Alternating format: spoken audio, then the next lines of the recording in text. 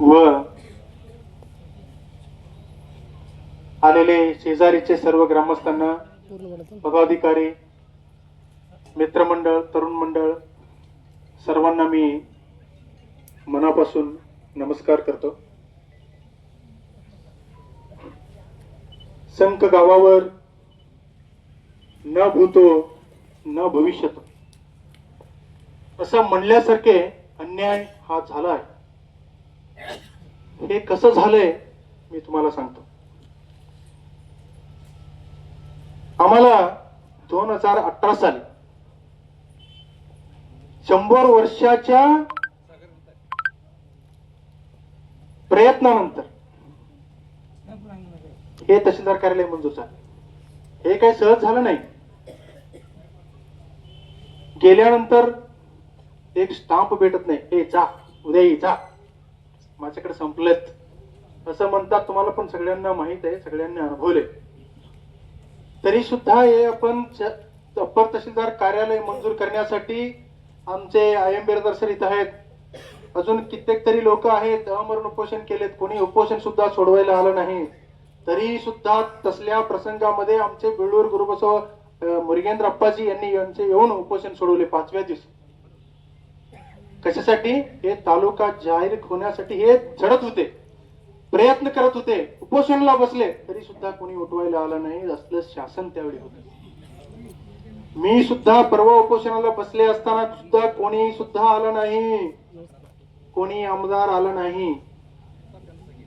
फक्त अप्पर आमचे प्राणसाहेब येऊन आमचे उपोषण सोडवले. माझं परवा सुद्धा मी तालुका होण्यासाठी उपोषणाला बसलो होतो. हे पण तुम्हाला सर्वांना माहिती. मला आश्वासन दिले त्यांनी. काय म्हणून दिले? तुम्हाला स्टॅम्प ऑर्डर 2 दिवसात देतो. मी त्यावेळी त्यांना इशारा दिला होतो, साहेब तुम्ही जर आमचे आश्वासन मान्य नाही केलं तर मी 3 महिन्यानंतर इथं आमरण उपोषण करणार. मी असे त्यांना शब्द दिलो होतो, सांगितलं होतं, इशारा दिला होता. तरी सुद्धा त्यांनी काही काडी मात्र काम त्यांनी केलं नाही. मी परवा गेलो होतो त्यावेळी मी प्राणसाहेबांना विचारलं, साहेब मी बेमुदत चक्री उपोषणाला बसले असताना माझे उपोषण तुम्ही सोडवायला आला होता आणि मला शब्द दिलाय तुमच्या मागण्या मी मान्य करतो. किती केलाय? मला त्यांनी एकच उत्तर दिले, मला वेळ भेटलं नाही. मला सांगा, उमदीचे 1000 पाणीचे प्रस्ताव तयार करून शासनाला सादर करण्यासाठी यांना वेळ भेटतोय, आम्हाला एक स्टाम्प ऑर्डर देण्यासाठी यांना वेळ भेटत नाही. असले अधिकारी आमच्या तालुक्यामध्ये आहेत.